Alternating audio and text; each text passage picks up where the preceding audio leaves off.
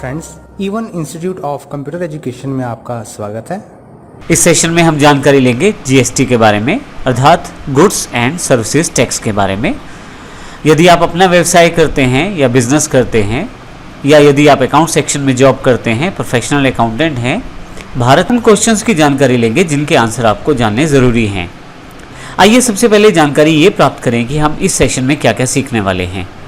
जैसा कि मैंने आपको बताया, हमारा ये पूरा का पूरा सेशन जीएसटी अर्थात गुड्स एंड सर्विसेज टैक्स के ऊपर उपलब्ध है, तो हम इसमें काफ़ी सारे क्वेश्चंस को कवर करने वाले हैं। सबसे पहला क्वेश्चन इसमें है, इंडियन बिजनेस सिनेरियो में जीएसटी किस तरह से आने वाला है। दूसरा क्वेश्चन हमारे पास है, टैक्सेशन सिस्टम इंडिया में किस प्रकार का है और जीएसटी से आने से वो किस प्रकार से चेंज होने वाला है। तीसरा क्वेश्चन हमारे पास, कौन कौन से टैक्सेस इंडिया में इस वक्त उपलब्ध हैं। चौथा, जो सबसे important part, what is GST, GST आखिर है क्या। पांचवा पार्ट हमारे पास है, GST implementation in India, Bharat में जीएसटी को इंप्लीमेंट किस प्रकार से किया जाएगा, इसको हम देखेंगे।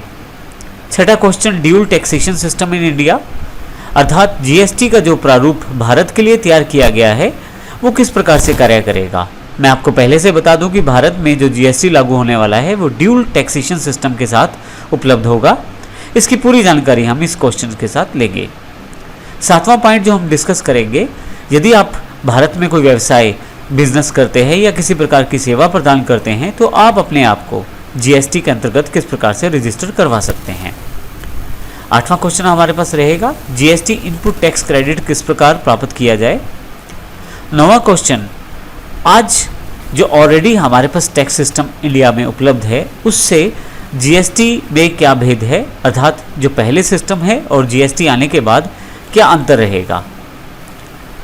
अगर हम पुराने टैक्सेशन सिस्टम को हटा के नया टैक्सेशन सिस्टम जैसे जीएसटी लाने वाले हैं भारत में, तो जीएसटी के क्या क्या बेनिफिट्स होने वाले हैं, जीएसटी के रेट्स क्या होने वाले हैं।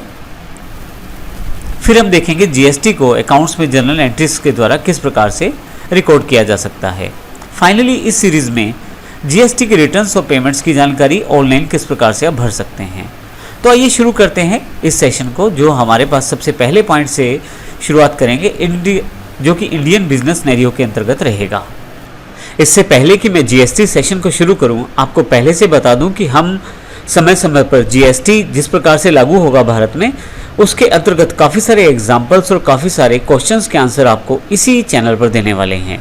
तो यदि आपने इस चैनल को सब्सक्राइब नहीं किया है तो अवश्य सब्सक्राइब कर लें, ताकि जीएसटी के जितने भी एग्जाम्पल्स हम लाने वाले हैं वो सभी आपको जानकारी के साथ उपलब्ध होते रहें। तो आइए शुरू करते हैं। तो आइए जीएसटी को सबसे पहले अच्छी तरह से समझने के लिए हम ये जानकारी ले लेते हैं कि इंडियन बिजनेस सिनेरियो है क्या, अर्थात भारत में बिजनेस किस प्रकार से किया जाता है या कौन कौन से प्रारूप उपलब्ध हैं यदि भारत में कोई काम आप करते हैं प्रोफेशनल या बिजनेस के रूप में। सबसे पहले बात करते हैं मैन्युफैक्चरर्स। मैन्युफैक्चरर्स वे लोग हैं जो कुछ बनाते हैं, अर्थात प्रोडक्शन करते हैं किसी चीज़ की। यदि आप मैन्युफैक्चरिंग लाइन से हैं तो आप इस कैटेगरी के अंतर्गत आते हैं। दूसरे हमारे पास बिजनेस सिनेरियो में ट्रेडर्स हैं।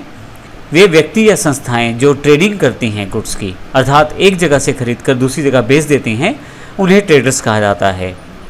इसी तरह से यदि आप सर्विस प्रोवाइडर हैं, अर्थात यदि डॉक्टर, लॉयर, टीचर्स या इत्यादि किसी प्रकार की वस्तु को बेचते या खरीदते नहीं, वो सर्विस प्रोवाइडर्स कहलाते हैं। जैसे डॉक्टर्स अपनी सेवाएं प्रदान करते हैं, वकील और टीचर्स अपनी सेवाएं प्रदान करते हैं। तो तीन मुख्य प्रारूप हैं बिजनेस के भारत में, मैन्युफैक्चरर्स, ट्रेडर्स और सर्विस प्रोवाइडर्स।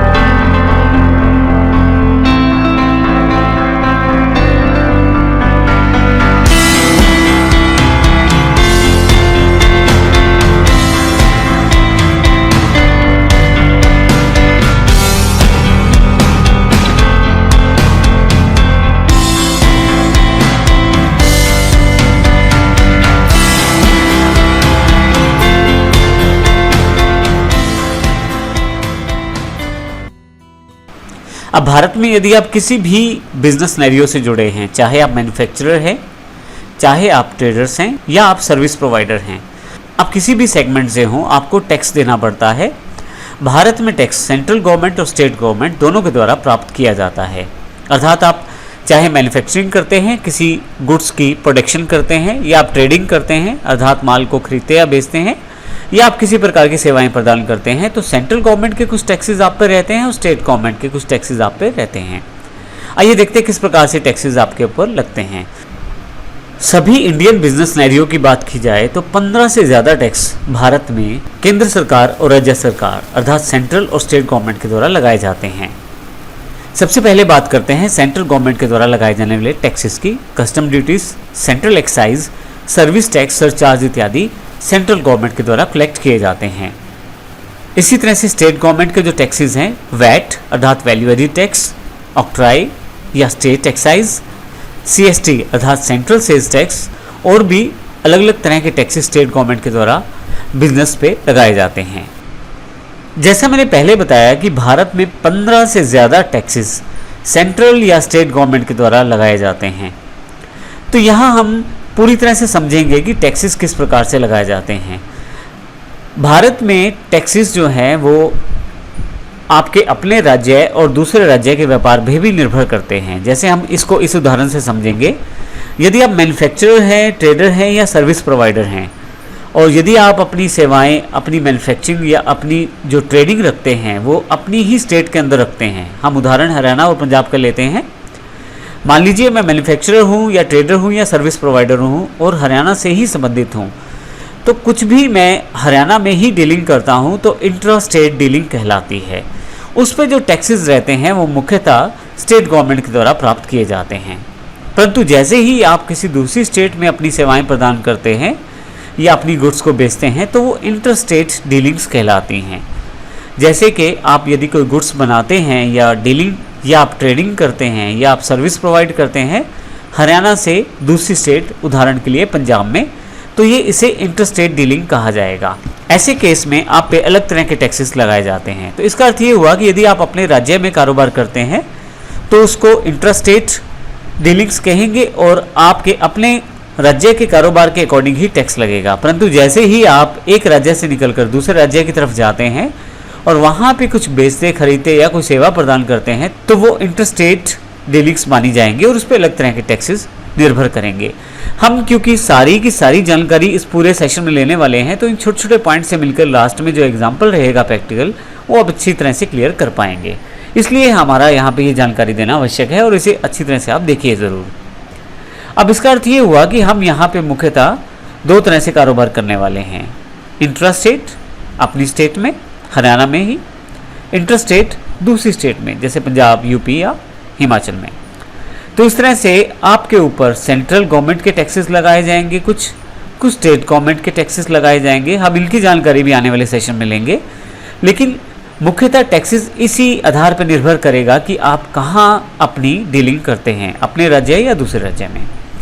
तो इस सेशन में हमने देखा, पहले 3 पॉइंट हमने कवर किए यहाँ पे, जिसमें सबसे पहले हमने देखा इंडियन बिजनेस सिनेरियो क्या है, टैक्सेशन सिस्टम क्या है और टैक्सेस कौन कौन से हैं।